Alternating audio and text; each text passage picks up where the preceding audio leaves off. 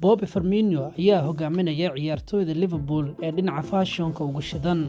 Firmino ayaa ku soo baxay liiska kaalinta koowaad ciyaartoyda ugu shidan ee kooxda kubadda cagta Liverpool. Liiskan waxaa kaalinta labaad soo fadhiistay kabtanka kooxda John Henderson. Marka loo eego muuqaalkiisa iyo sidoo kaleeto bilicda ciyaaryahankan iyo qaabka uu labisto ayuu kaalinta labaad soo galay. Kaalinta saddexaad waxaa fadhiya ciyaaryahanka weyn ee Virgil van Dijk. Van Dijk ayaa ah nin dheer oo joog leh, waxaana uu yahay ciyaaryahanka saddexaad ee Liverpool ugu shidan. sidoo kale Mohamed Salah ayaa liiskan kaalinta afraad soo fadhiistay. Salah inta badan baraha bulshada waxaa ku xiran dad badan, waxaana uu yahay ciyaaryahan inta badan muuqaal ahaan diyaarsan. Kaalinta shanaadna waxaa fadhiya goolhayaha laga daba dhacay Alisson Becker. Becker ayaa ka mid ah ciyaaryahanada inta badan qaabka timahooda bedela, istil ahaanna inta badan isa soo shida.